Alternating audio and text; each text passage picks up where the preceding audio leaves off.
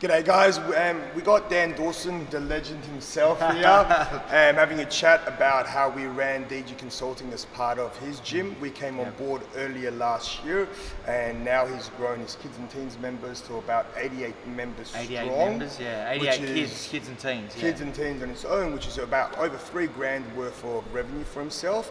Dan, let me know, where were you or what were you doing before this gym and what's your plans now? Yeah, so before I was at MMA 247, it was quite a big gym in Burswood, in Belmont. I was helping run the Muay Thai team and the boxing team there. So I was sort of managing two areas with two other really good coaches as well that were helping run that area.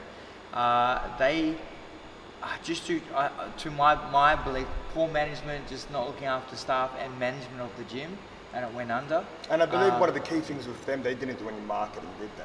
Marketing was very minimal. It was all just like no paid marketing and no follow-ups, all that sort of thing. Because I remember they had the right instructors, they had everything good in instructors, place, really good instructors. but they didn't have the leagues to come through. The place was massive. The place was probably one of the biggest places in Perth at that time. So yeah, great place, great instructors, good loyal following of members as well. But they're losing members because they're not interacting with the members as well, you know. So there was no. They didn't have the full formula in there. Yeah, definitely. So that social media was huge for them. So then that went under. I worked with Gaz Newman, who's been awesome with me, working with the Muay Thai team. He's been the head coach for the Muay Thai team, and we've been working together for years now, nearly 6-7 years. So we were like, okay, what do? We need to find somewhere for our team. We don't want to lose what we're doing. We want to keep that going, keep building that. Looking around everywhere to fit a team into another gym though, where everyone's already got their own thing already going on, was really hard. We found it was just an opportunity at NRT in Corbinia, where their Muay Thai team had just finished up. They had an opening. They were actually looking for someone to come in while they were about to close their doors. So we came in and said, look, we'll bring our team in, let's see how it goes, a few months, and we'll go from this. We brought our team in, we started working with those guys, and that's how we started at NRT. They had management at that time, so I was working as just an instructor at that time. Instructing some classes, Gaz was instructing classes, we ran our fight team.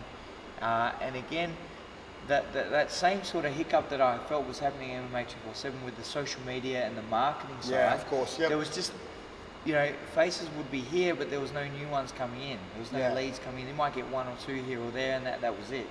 And then also I feel like the follow-ups, we were losing members because there wasn't a great interaction on social media. There wasn't great interaction through the phone calls, through the emails as well. So members weren't really coming, and then they were staying for a while. Loved the coach, loved the training, but then just falling off through, you know, it could be passion, community. That community vibe wasn't there. So the interaction. So we were losing members again. They were about to shut the gym. I said, look, guys, this was 4 months ago. I said, guys, look, give me an opportunity. I've been chatting to you at that stage about my intentions and maybe starting up my own thing. And we were talking about how that would happen and what we would do. And just before that, actually, if I retract a little bit, so they were saying, like, it's just not feasible for us to stay open. And I talked to you about opening kids here.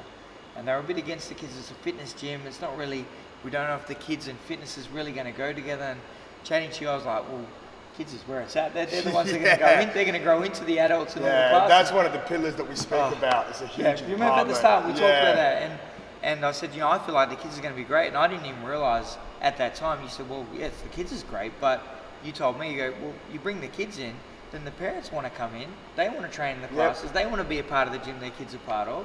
If it's good trainers, good coaches, then you're just, you know, you're increasing your revenue tenfold. So and that's the key with what we work with yourself. We call it the 3 pillars of combat sports business success.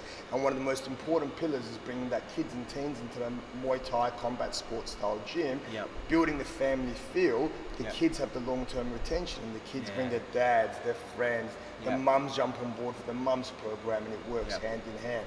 So we've grown you guys 88 kids in your kids and teens. 88 kids, and that has been, February, it was late, wasn't it? Because we were late jumping on the train. It was late January we jumped on. It was quite late for that time for that of the year. period, 100%. Yeah, so we jumped on January. What is it now? November. So what's that been? 10 months? Yeah, about and 10 it's months. a huge turnover since So then. 10 months, 88, nearly 100 in 10 months. Now, when we That's first amazing, grew you with know? you girls, we brought in the school holiday program, the white belt program. Yes. Now, that's been what we call our plug and play system. So literally the first time we did it for yourselves and the second, third time during the school holidays, have you found it easy to run, easy to replicate? Yes, definitely. We the first one was amazing. The second one, the manager we had at that time took over and sort of wanted to change things, how we did it. And my thing was like, you know, if it's working, let's stick to the plan and let's do what was working. Let's just replicate that. Cool. And then when you brought it in I wasn't managing. I was just an instructor at that stage. Yeah. So they took over that, and we didn't have as good. And it was interesting for me to see that when we changed the way we did it, we didn't have. I think we had 35 in the first one as a retention from that school holiday program, which is like, that's immediate income. Like Straight away. As soon as you ran it, 35 members in the back of signed up, So, and I think we got 3 on the second time when management tried to change it. Management changed the way they did it. And then recently, how many kids did you actually get through the doors? We did the next one. We went back. I took over on the next one and did that one. I wasn't in management then, but I just took over that part of the program. But sticking to our school sticking holiday to that, program model. Went back to it. Went back to the same model. Did it the same way. I didn't have any funds at that time because the way the gym was. And even with no funds, we got 31. Yeah, beautiful. 31. So even no money input, you still got 31 members, and that's over $1,000 a week without any input. So by the end of the year, you're looking at $60,000 a year income turnover. Amazing. It was, for the business, that's amazing. Brilliant. So now our plans are to install the other 2 pillars, which is the primary one being the adults Muay Thai, grow it, and then grow your ladies program as well. The ladies program is big because I've got all the mums now, and they're all coming in watching the kids. Awesome. And they're like, and that's where what you have get you the got for family us? feel, It's the like family memberships. You know, what have you got for us? So I can see where it's heading because of how it's built. Perfect. Yeah. For anyone that's sitting on the fence, what would you tell them, Dan? Man, just this program, it works. Like, you know, I've put it to the test, and the great thing for me, not great as a business, is that we did it that way. And I was there when it didn't go that way, and we did it differently. So I could really see the contrast in retention.